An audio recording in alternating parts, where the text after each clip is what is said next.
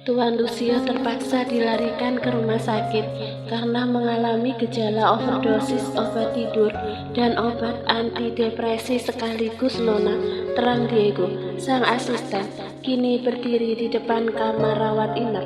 Ponselnya sejak tadi dia gunakan untuk menghubungi para klien yang gagal bertemu akibat Lucio sakit secara tiba-tiba. Kini dia menghubungi Kiara. Sebenarnya sebelum Lucio tergeletak tak berdaya di kamar hotel, dia sempat berpesan supaya Diego tidak menceritakan tentang sakitnya pada Kiara ataupun Angela, tapi tetap saja Diego bertanggung jawab atas keadaan Lucio yang memang harus diketahui oleh keluarganya. Kiara adalah satu-satunya keluarga Lucio. Overdosis? Bagaimana bisa? Sejak kapan Lucio konsumsi semua itu? Lalu bagaimana keadaannya sekarang? Dia baik-baik saja kan? Lucioku di mana? Aku ingin bicara dengannya. Kiara langsung terdengar panik. Ada rasa bersalah di diri Diego. Mungkin ini alasan Lucio tidak mau sakitnya diketahui oleh siapapun, yaitu kepanikan dari orang yang mencintai Lucio. Nona, apa di dekat Anda ada Tuan Erland? Kenapa kamu justru tanya balik? Jawab dulu, bagaimana keadaan Lucio? Sejenak Diego mendengar suara bariton pria di sana terdengar sedikit bertengkar dengan Kiara. Diego sabar menunggu entah apa yang Erland lakukan pada Kiara, sampai kata peluk yang Diego dengar baru membuat suasana jadi tenang. Halo Diego, Lucio kenapa? Kini Erland yang sudah berhasil mengambil alih ponsel milik Kiara, sementara sang kekasih dalam pelukan eratnya.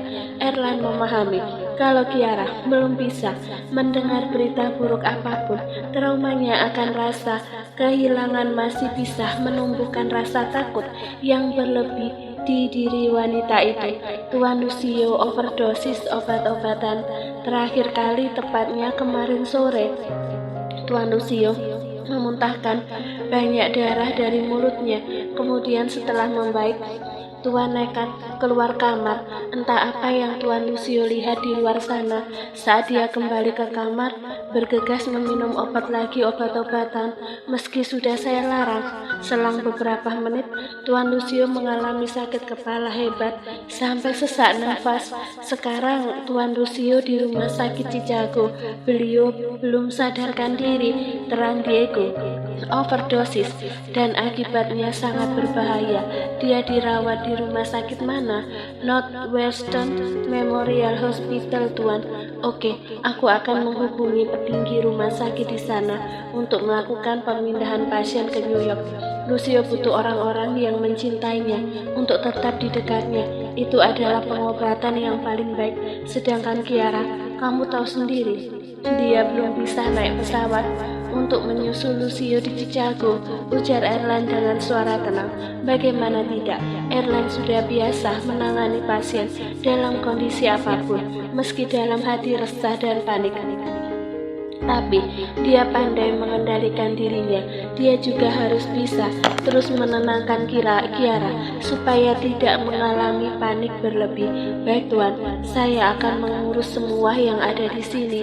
Iya, Diego. Bagaimana Tuan? Angela, apa Lucio seperti itu karena Angela? Diego tak langsung menjawab. Dia menatap ke kanan dan ke kiri sebab bingung harus menjawab apa. Tak mungkin dia menyalahkan Angela dalam kejadian ini, meski nyatanya adegan mesra Angela dan Noah kembali menumbuhkan rasa cemas di diri Lucio. Berujung konsumsi obat itu lagi. Karena Diego diam, Erland pun kembali bicara. Aku tahu kalau selama ini Lucio konsumsi obat tidur, bahkan obat antidepresi bersamaan. Aku sudah pernah memperingati, bahkan melarangnya, tapi dia masih saja konsumsi itu semua. Kamu yang selalu di dekatnya pasti sudah merasa kalau kesehatan Lucio semakin memburuk kan?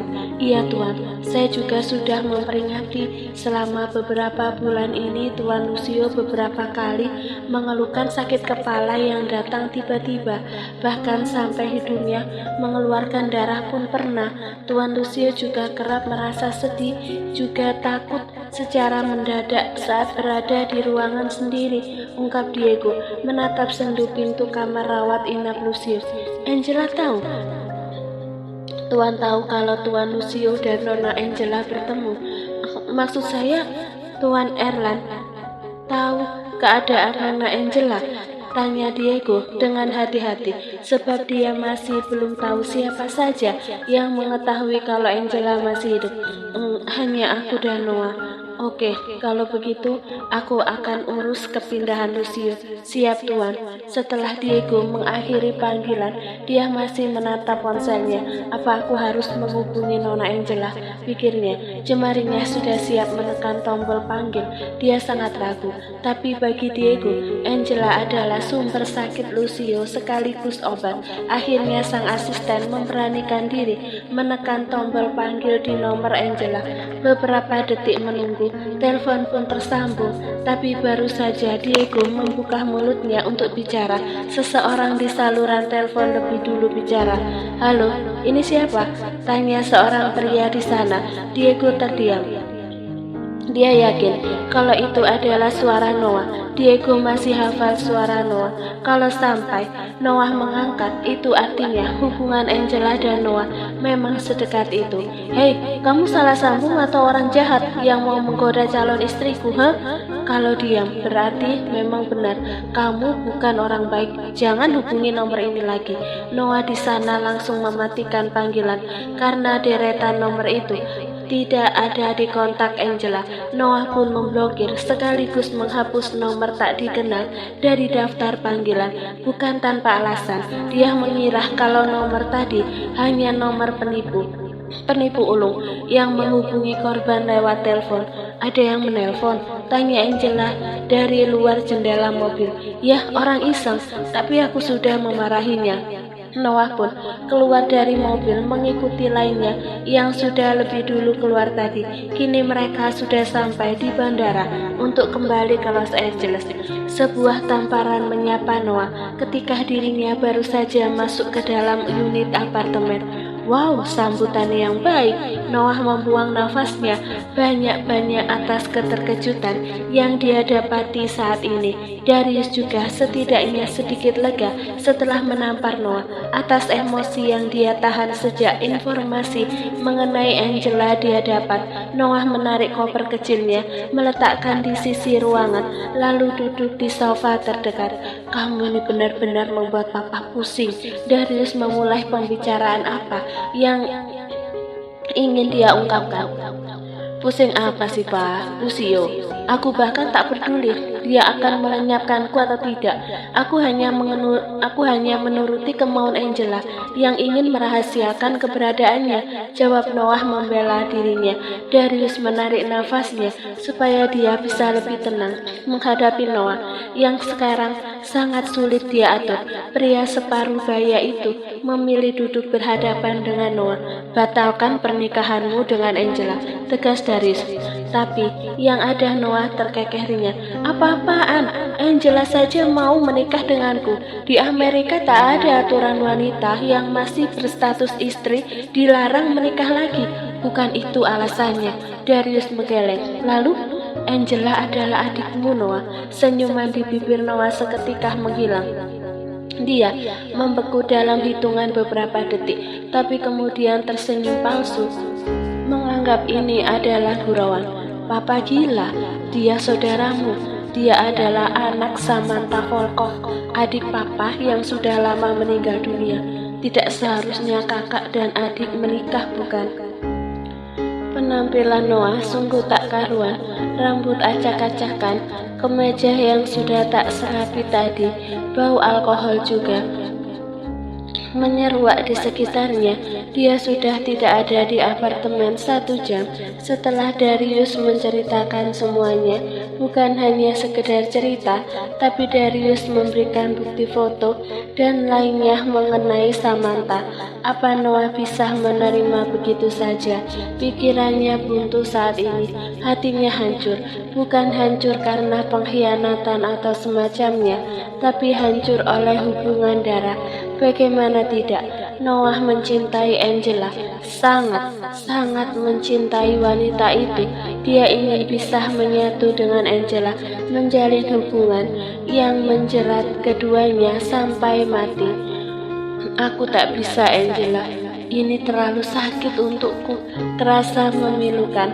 Sudah hampir pagi, tapi dia masih ada di klub malam sendirian, tak membiarkan siapapun, bahkan wanita penggoda mendekat.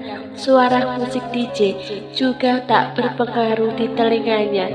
Angela, bagaimana ini? Suara seraknya begitu lirih. Dia bersandar dalam kondisi kepala pening akibat mabuknya yang semakin menjadi. Tuan, kita pulang. Seorang anak buah yang Darius perintahkan untuk mengikuti Noah akhirnya mendekat. Bawa aku ke hotel tempat ini.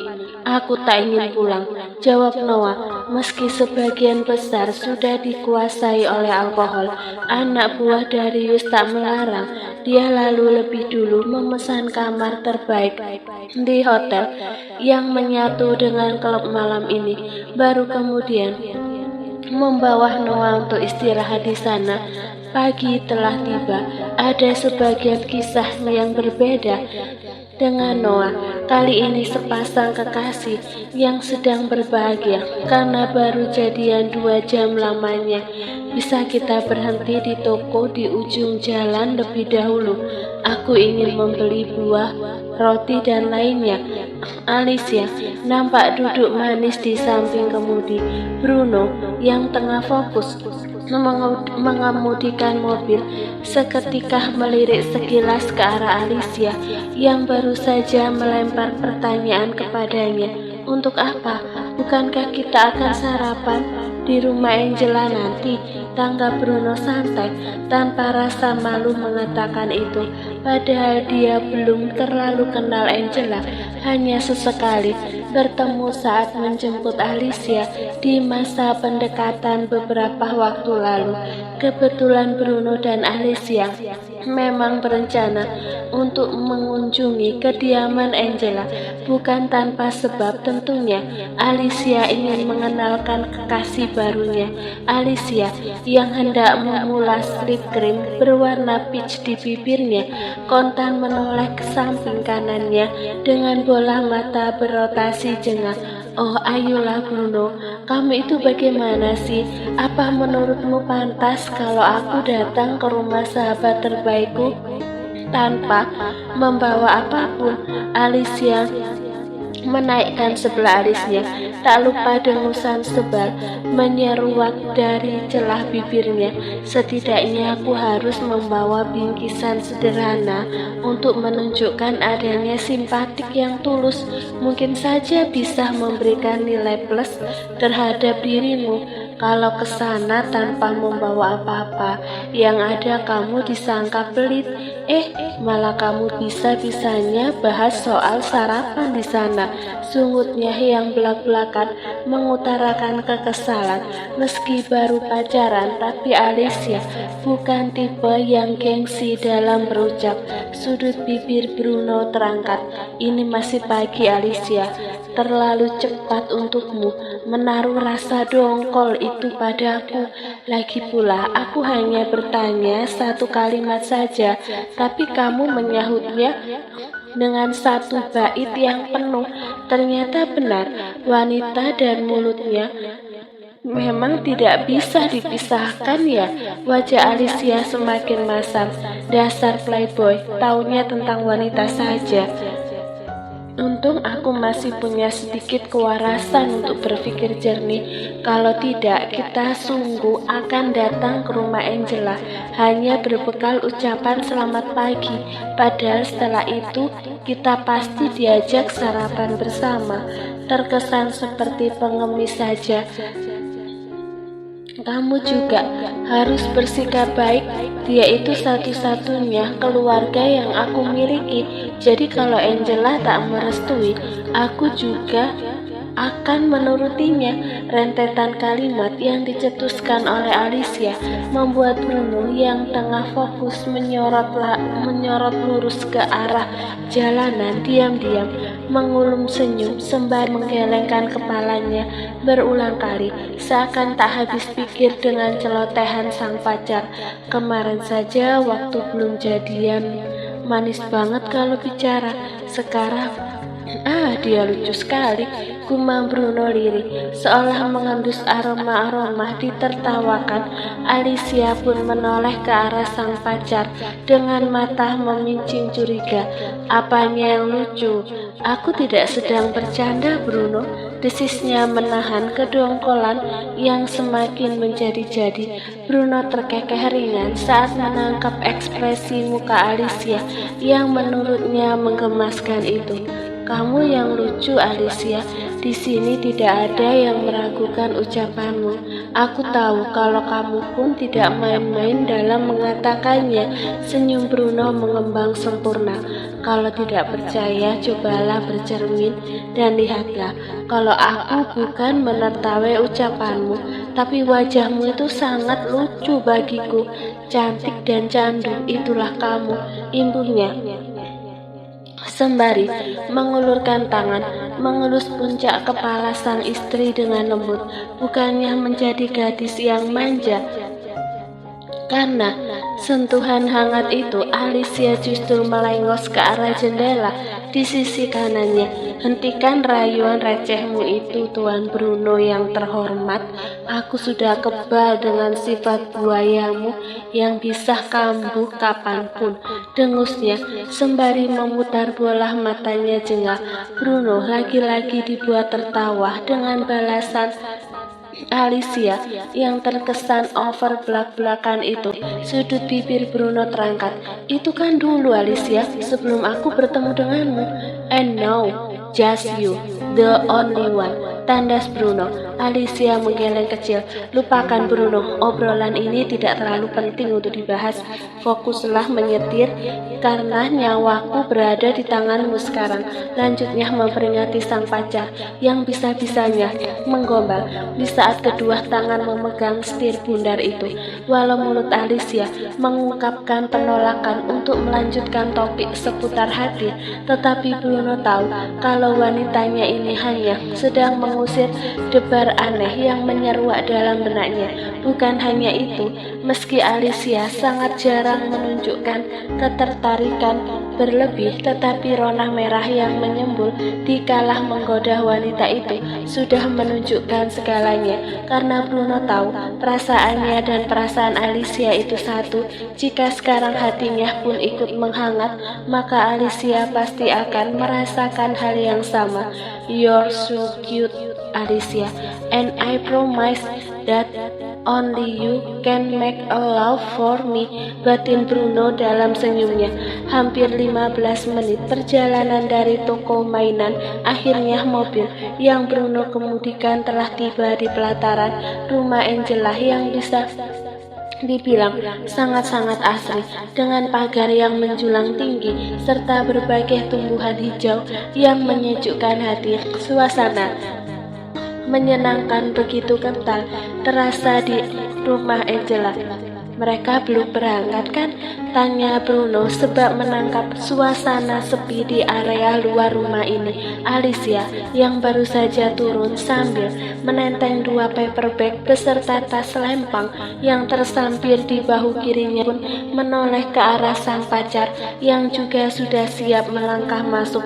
Semoga saja belum, saut Alicia sambil mengulurkan 1 paperback berwarna biru pada Bruno ketika pacarnya itu berinisiatif membantu. Keduanya pun melangkah beriringan menaiki undakan tangga yang menghubungkan teras dengan pintu utama. Lebih dahulu Bruno menekan bel yang tak lama disambut dihadirnya seorang bocah laki-laki dengan tubuh berisi. Auntie, Aran tersenyum sumringah begitu manik mata lugunya bersitatap dengan Alicia.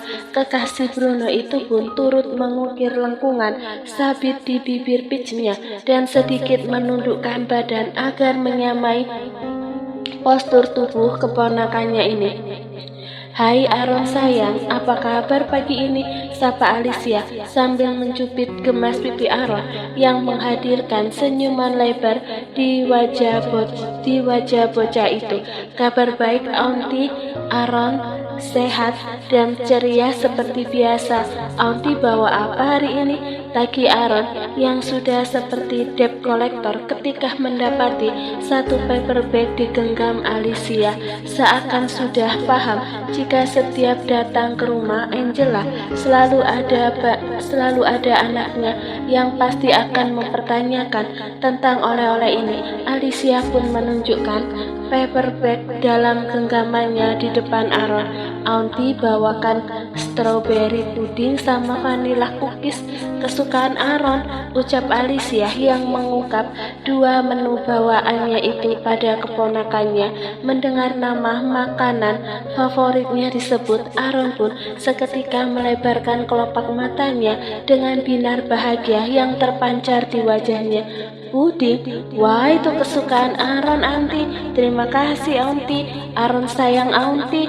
Peki bocah menggemaskan itu sembari memeluk tubuh Alicia meski tangannya tak sampai merengkuh semuanya.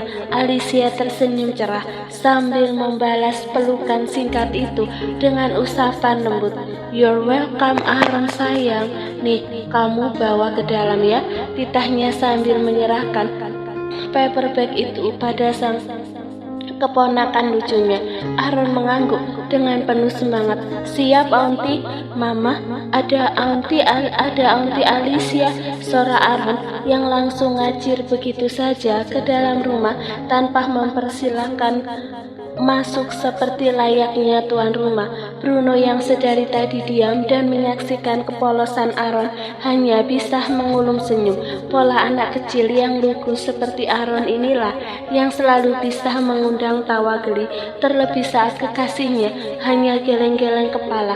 Melihat tingkah Aaron itu menambah kadar humor Bruno pada kejadian ini.